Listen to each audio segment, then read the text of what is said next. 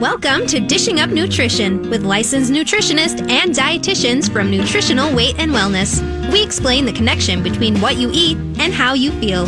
Stay tuned for practical, real-life solutions for healthier living through real food nutrition. Slow down, you move too fast. You got to make the moment. Well, good morning, everyone, and welcome to Dishing Up Nutrition. I'm very pleased to say I feel happy today. All right. And I wake up feeling happy most days, especially on the mornings that I get to join all of you on Dishing Up Nutrition. Mm-hmm. Marcy? Yes. How about you? How do you feel? Do you feel happy this morning? Oh, I do feel happy this morning. Happy to be here with you. Happy to be talking on the radio to everybody this morning. And, you know, I'm an early riser, so this is perfect for me. I love the early morning, you know, just getting up, getting that great start to my day. And I really just have a good sense of well-being and happiness. And so now let's ask the listeners. Okay. How do you feel out there today? You know, I think a lot of people don't just stop and say, how do I feel today? We're on autopilot. We just keep going. I think that's probably true. Yes. You know, and I haven't always felt happy and had that great sense of well-being, but I've worked really hard at it. Yes, you have. Yes. And I have found that I'm happier and just happier each year. Really, you know, I am. And I wonder how many people can honestly say that. Yeah, I know. But they don't even know that they have to work at feeling happy. That's right. So today we're going to talk about what we call our happiness food plan or our happiness diet, whatever you want to call it. I'm sure many of you are wondering, you mean, can what we eat actually affect our happiness or my well-being? You know, from a personal experience, that is, you know, you absolutely can. Mm-hmm. Really, it makes a big difference. I know if I'm eating, you know, the way I ate back then did not support my happiness or a lot of other things. That's true. Right. A lot of other health things. Very much. And so what we are going to talk about is how food can affect your happiness and how it really is a very powerful antidepressant. Interesting. Very much. Yes. Now that we have your ears perked up a little bit, I bet you're wondering, what should I eat to be happy and have a sense of well-being? So now we're going to take a little moment here and introduce ourselves. Mm-hmm. I'm Darlene Kvist. I'm a certified nutrition specialist. I'm a licensed nutritionist, and I've been helping people with their nutrition for almost 40 years. Seems like a long time. Well, because it is a long time. Because it is. That's awesome. Lots of wisdom here in the studio. So today, Marcy and I would like to help you connect what you should eat to support your mental well-being. So, you know, you heard the voice, and that's Marcy Vasky, and she's a licensed and registered nutritionist. So I am. So here we are. So having happiness and mental well-being is near and dear to me. You know, I always think of myself as a work in progress. Right? I think we all kind of are a work in progress. Yes, that's for sure. Yeah. Mm-hmm. And I haven't, like I mentioned earlier, always had that sense of well-being or happiness. You know, I've struggled a lot with anxiety over the years, and I've shared that on the on our program quite a bit. You know, so we're always searching for, you know, how can I be more happy? That's why, Marcy, I picked you. Well, perfect. To be on the show with me. Excellent. You know, and I think you also know, Dar, that's kind of one of the main reasons I went back to school and got my master's in nutrition, was so that I could help others find a eating plan that would help support their brain chemistry and have that good mental well-being. So have you ever wondered, can the foods that I am eating affect my mental health or my level of happiness? I don't know how many people even think about that. I don't think a lot. Well, of course, we have research to support the fact that food matters. You know, the president of the International Society of Psychiatric Research said that a large body of research suggests diet is as important to mental health as it is to your physical health. Isn't that interesting? I know. Yeah. You know, because we're always thinking about, I need to, you know, eat better and I'll look better. Well, maybe you're going to feel better. So the president of this research company said, She also stated that a healthy diet is protective and an unhealthy diet is a risk factor for anxiety and depression. I mean, that's pretty common knowledge when you stop and think about it, or at least for us. Right. I think for us, we definitely know that that's going on. Yes. You know, and like Dar pointed out, we always, as nutritionists, we're always looking at both past research and also the most current research. I think that's an interesting point, Marcy, because I think a lot of times there's some very good old research. Yes. And it gets bypassed because there's always new stuff coming out. Right. And some of the new stuff is not as good and as accurate as some of the older research. Right. So we all need to think about when we're looking at research, you know, really kind of make sure it's from a good source and all of that. And, you know, who funded it and all those things. Yes. Oh, for sure. So let's just talk a little bit more about that research, you know, on how food can help your brain work better. First, we want to kind of help you realize that what you can eat or what you eat really can influence how well your brain works and how you do feel. You know, currently, this is kind of surprising. Yeah. Almost 7% of the people in the U.S. suffer from depression. And, you know, when I was looking up different numbers, that varied from 7% to 20%. It just depends on where you found the information. Numbers, yes. But we do know that more women than men struggle with depression. And they said almost about 10% of women struggle with depression. But 12.5% of teens have depression. So, and this is interesting, is about 5,000 teens commit suicide every year. Oh, that is just so sad. Yes. So it's really a growing concern as it has become widespread across the U.S. And many experts believe that we're in like what they call a mental health crisis. And I think, I mean, we see this in the paper all the time. Oh, we do. We definitely do.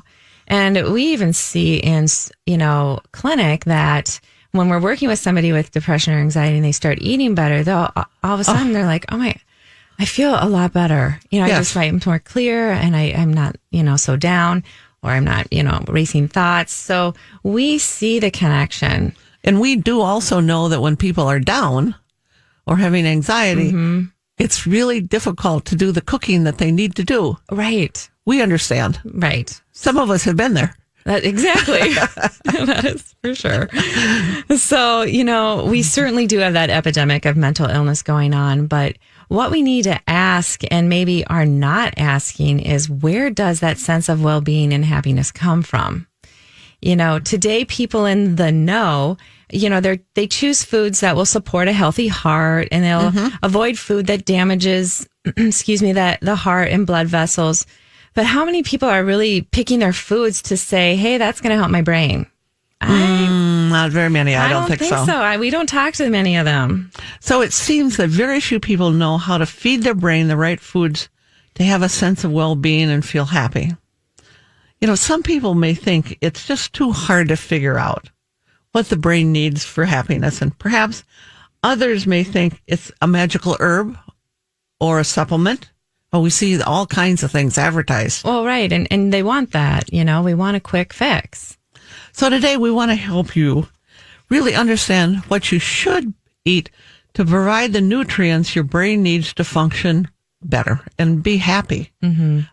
These foods may actually be some of the same foods that your great-great-grandparents ate. Right. So people have done it in the past. Yes, it has been done and proven. You know, if we think back to how our great-great-grandparents ate compared to, you know, just the modern American diet, or what it's now called MAD diet. That's kind of interesting. It is, especially with the opposite of happiness. Exactly.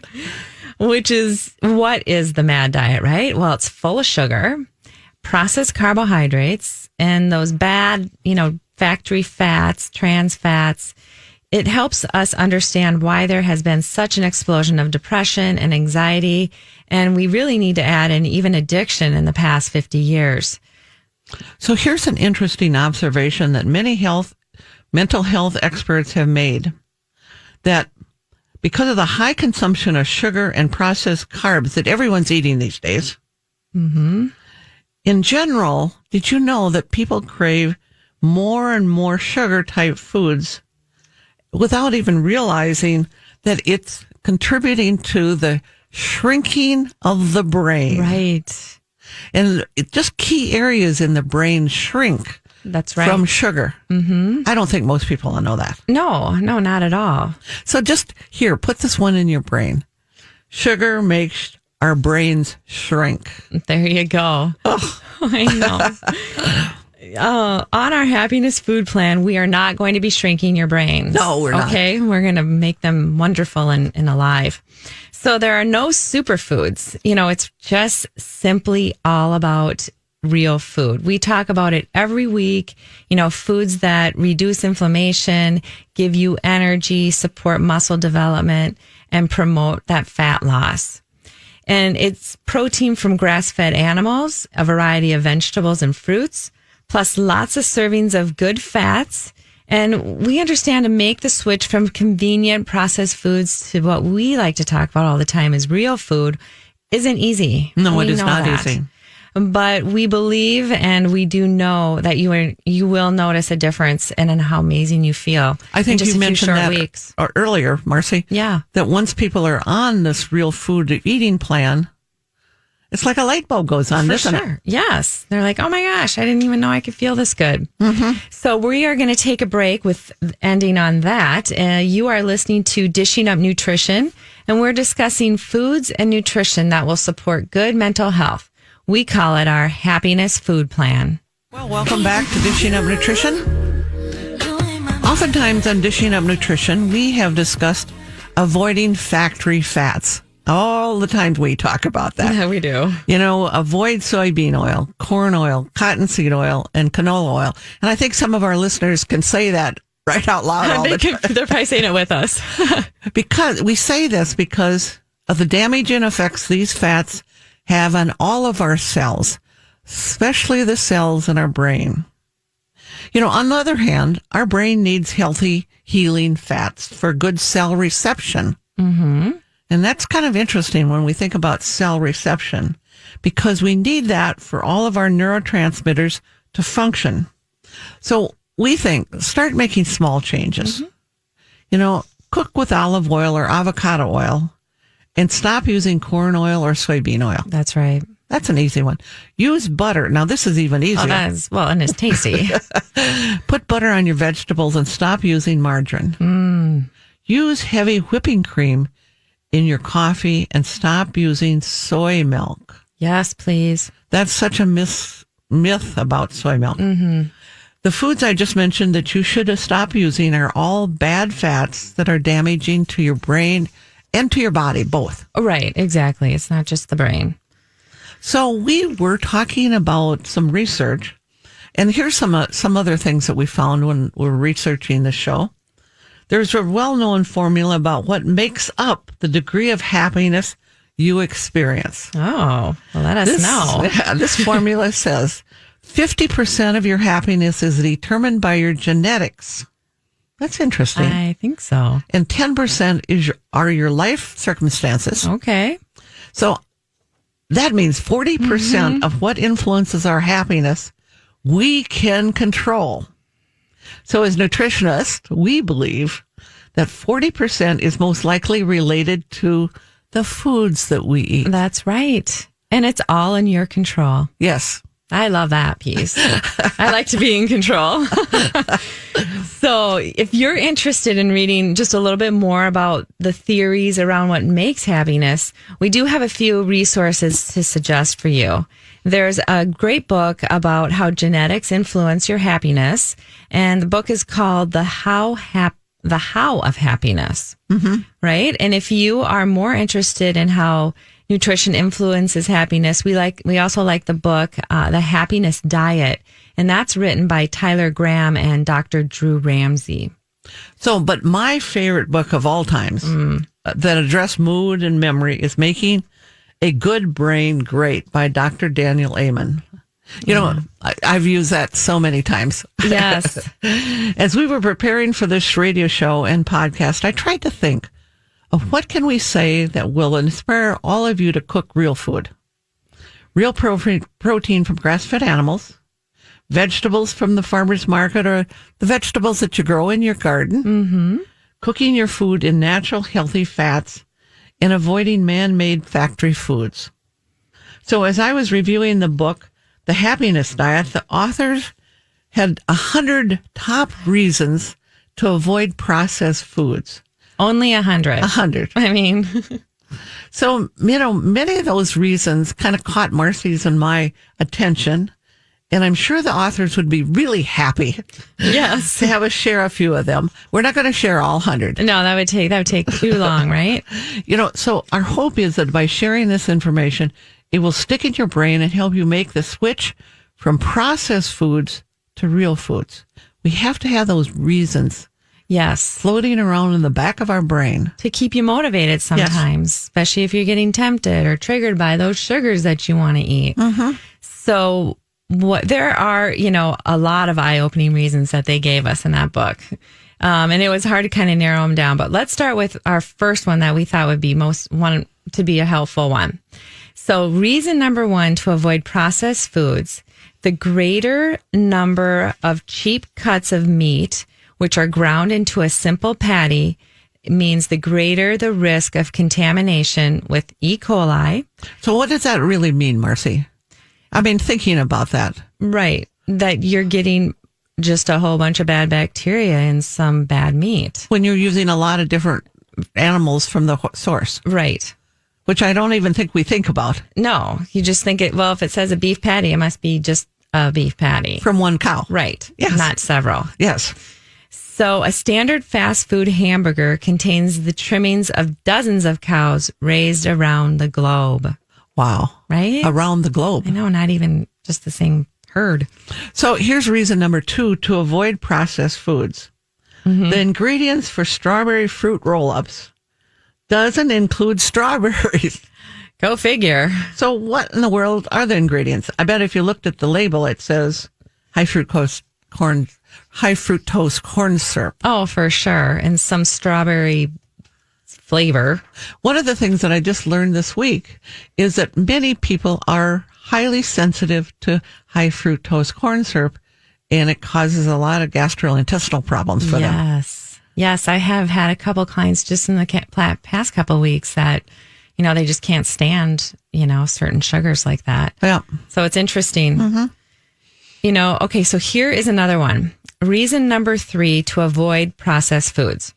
Tropicana Peach Orchard Punch is only 5% juice and has more high fructose corn syrup than soda.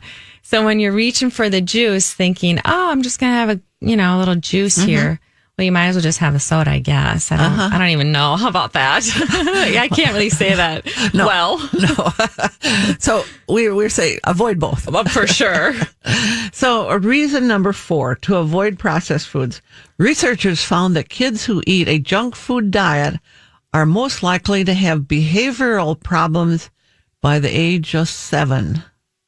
Isn't that interesting? Right. So food really matters when it comes to behavior. Oh, yes. And more and more I'm seeing parents bring in their kids who do have some behavioral problems, and they'll change, just get their blood sugar balanced. Mm-hmm. They're bringing some in more good food. Yeah, for sure. It makes a big difference. So reason number 5 to avoid processed foods. Excess antibiotics used by factory farms are largely to blame for the development of superbugs like MRSA or MRSA, which is a flesh-eating bacteria that kills 18,000 Americans a year. Wow. So that's why we keep saying grass-fed, Right. hormone-free animals. Mhm. Yes, we don't need to get flesh-eating bacteria. No. I think that's a good motivator one, guys. Everyone remember when you're reaching for those processed foods, I don't want to get MRSA. So reason number 6 to avoid processed foods. Soy protein is found abundantly in processed foods and has been linked to infertility in women. And I think of those soy lattes. Oh, gosh, yes. Yeah. Yeah. Or just, how much soy is in just the foods that people are consuming and don't even think about it. Because it's a very inexpensive ingredient. Mm-hmm. Yeah. For sure. Whenever I'm telling clients, let's, avoid soybean oil. And I always say it's in everything. So you start looking at the labels, right? All right. So reason number 7 to avoid processed foods. Children who eat fast food twice a week or more are likely to suffer from asthma. Oh, wow. Yeah. Yes. Right? So here's another reason. Reason number 8, to avoid processed foods. Many of you know that I'm 81. Only? So this reason is really dear to my heart. Yes. It may actually be the number one reason I avoid processed foods. Processed foods speeds up aging. So just knock it off. So no, I mean, we don't always want to eat our meat and vegetables and good fat. Right. We want to get something quick and fast. Yeah. But then if you kind of plug that into your brain, this is going to give me wrinkles and age me faster. Yeah, you might stay away from that a little more quickly. I think we should let them ponder on that as we take our second break. Okay. So you are listening to Dishing Up Nutrition. If you find this show thought-provoking and you'd like to, share it with a family member or a friend, direct them to our podcast of this show. Just go to weightandwellness.com and then click on podcast. This may also be a perfect podcast for maybe a teen or a college student to help them get some good information as they're going through those, stressful years to help them keep feeling good and happy. Why can't I lose this weight? What is wrong with me? Why can't I stop eating? My name is Nell, and 2 years ago, I was asking myself these questions, but I didn't know where to find the answers. I felt alone and hopeless about my weight problem. I was pre-diabetic and 100 pounds overweight. Yes, I said 100 pounds overweight. I was really depressed about my weight. I felt like I had tried everything and nothing had or was ever going to work. I felt trapped. Then I found Nutrition for Weight Loss and learned the new science of weight loss from the wonderful people at Nutritional Weight and Wellness. The program taught me to use real food to stay satisfied, end my cravings, and jumpstart my metabolism. I am happy to report that with the help of Nutritional Weight and Wellness, I have lost 90 pounds and dropped 5 dress sizes. My blood sugar is normal and I have boundless energy. Change your life like I did. Sign up for Nutrition for Weight Loss today. Call 651-699-3438. That's 651-699-3438. Or go to weightandwellness.com to find a Nutrition for Weight Loss class near you. Well, welcome back to Dishing Up Nutrition. Some people believe that good nutrition and eating right is just about weight loss. That's right. I mean, why eat right unless I want to lose weight? Well, I think there's a more important reason to eat real food. It is to support the health of our brain. And so this October, we're offering our 6-week Weight and Wellness series and our weekend Weight and Wellness seminar. The Weight and Wellness series is all about eating real food for real physical health and real mental health. And you can get more information about the 6-week series and the weekend seminar either online at weightandwellness.com or just call our office. We have people that answer the phone. We do. And they're very nice. Yes. And it's 651-699-3438. And I wanted to just kind of let people know that next Saturday, October 5th, we're both really pleased to have an old friend of mine, James Templeton, share his new book. And it's about, I used to have cancer and how I found my own way back to health. It's a good book. It's a good book, yes.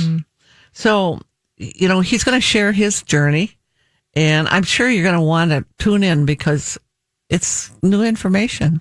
It is, yes. And his story is really good. I think you'll all really enjoy it, for sure.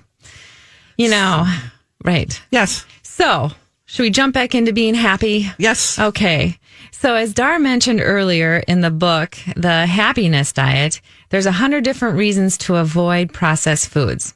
So we want to share just one more reason to avoid those processed foods. So people who eat foods with artificial sweeteners often end up consuming more total calories per day. And it's likely because these artificial sweeteners are so much sweeter than actual sugar.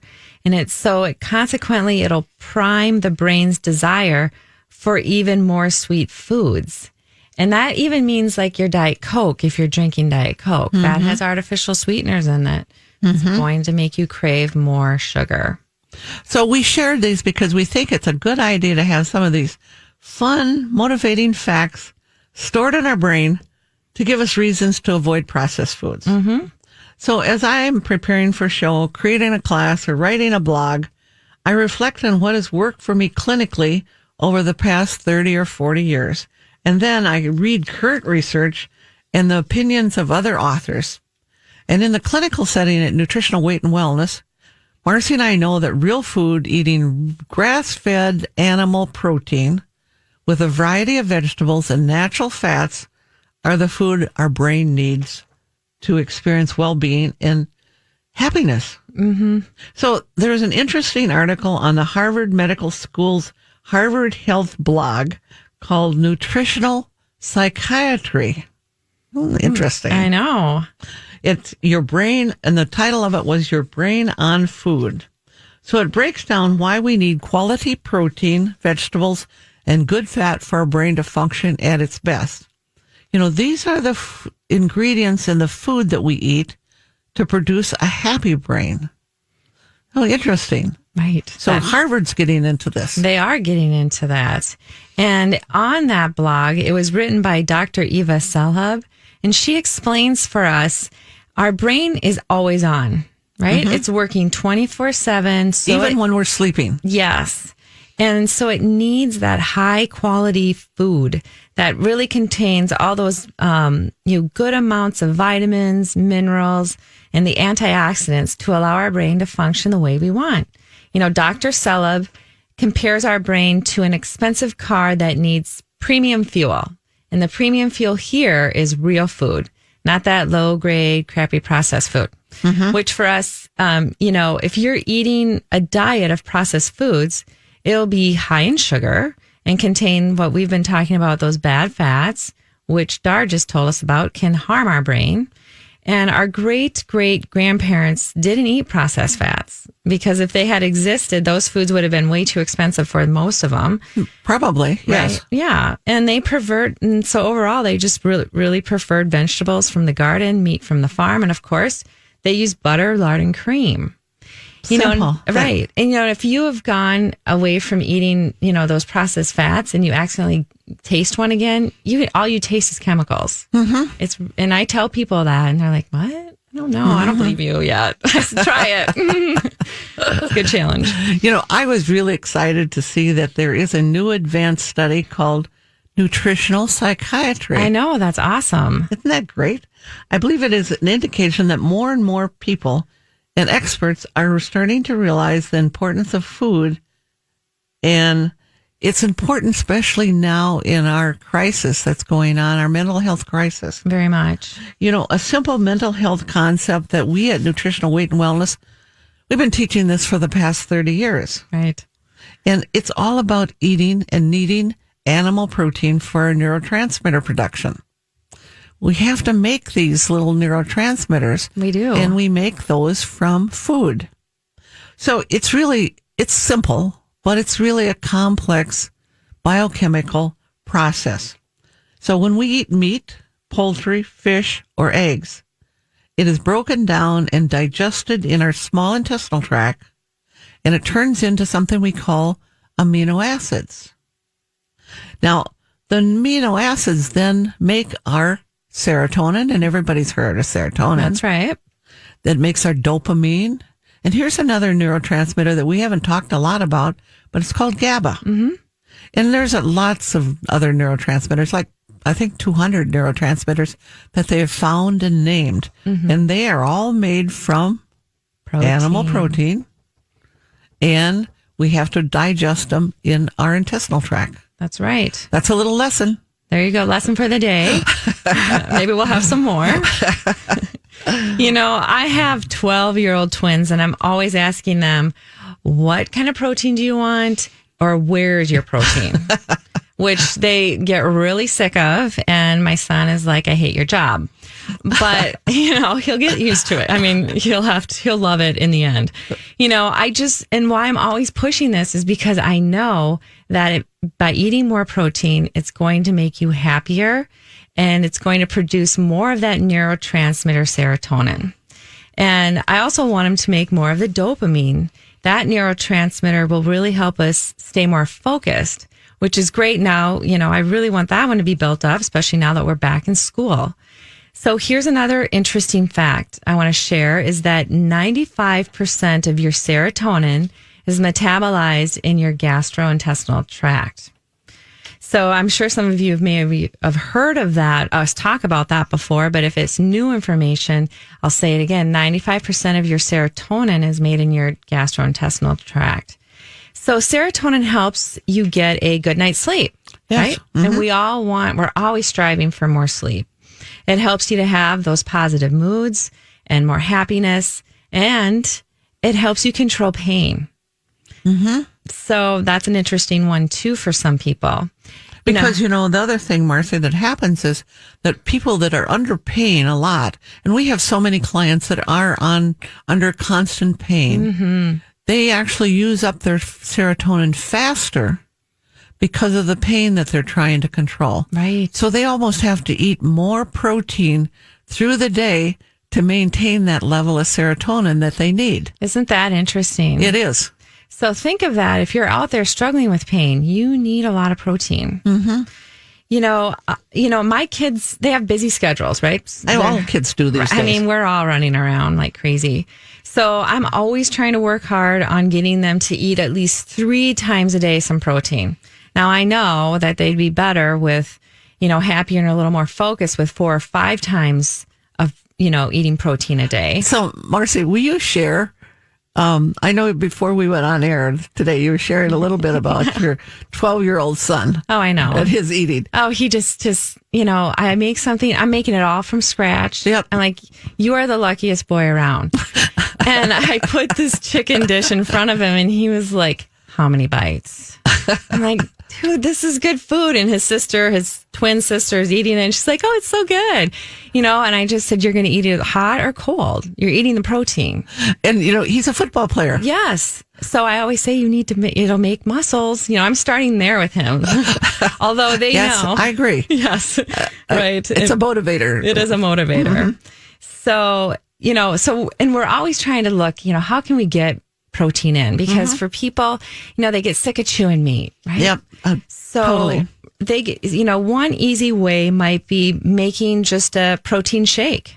We make that with some yogurt and some whey protein powder, or even easy things like hard-boiled eggs you can have on hand. I always kind of like to have on hand those, or like chicken salad, which I love, and you can just grab it out of the fridge. I even make our wild rice meatballs a lot. Those are great snacks. Just grab them and go. Okay, that sounds like a good idea. Personally, I like to make a batch of 3 protein shakes at one time. Nice. If you're going to dirty the blender, let's dirty the blender. That's right. And it only takes a couple more minutes and you're all set for at least a couple of days. So if you think back 100 years ago, our great grandparents often started their day with eggs, pork sausage, and sliced potatoes fried in lard or butter with maybe a slice of tomatoes on the side. So we have changed a lot. Yeah. So I know we have to take a break, so I'll stop talking. Yes, and we'll finish it up when we come back. You're listening to Dishing Up Nutrition. Many people don't seek out nutritional help because they don't think their health insurance plan will maybe cover the cost of service. But in the past several years, some health insurance companies have started to understand the value of nutritional counseling. So we're really pleased to announce that currently 2 major health insurance companies now cover the cost of nutritional counseling for many of our clients. So if that would help you get the service you need, check in with your, insurance company, or you can call our office at 651-699-3438.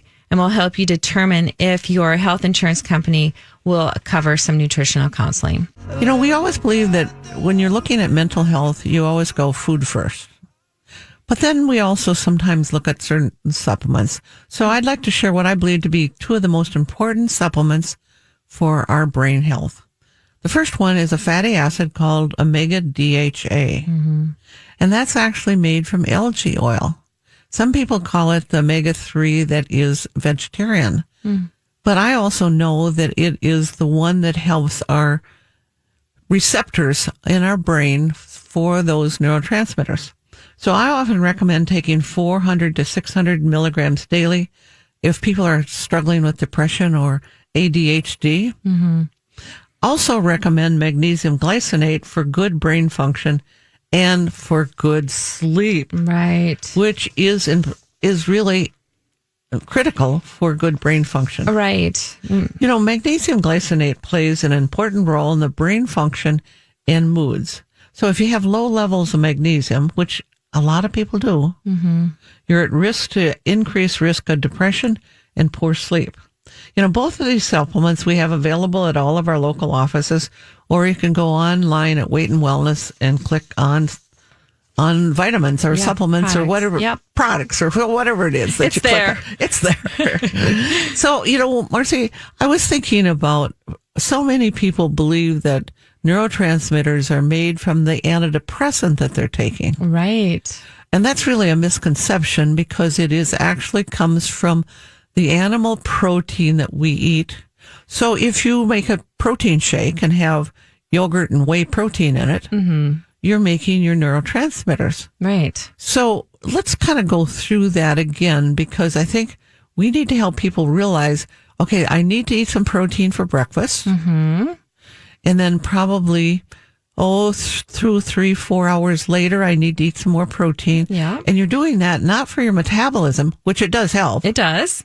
but you're doing that because it helps to build the neurotransmitters. Right. And then I talked about that DHA fatty acid. That helps the receptors accept the neurotransmitter so that you've got good communication going on in your brain Right. and you feel happy. And you do feel happy and calm.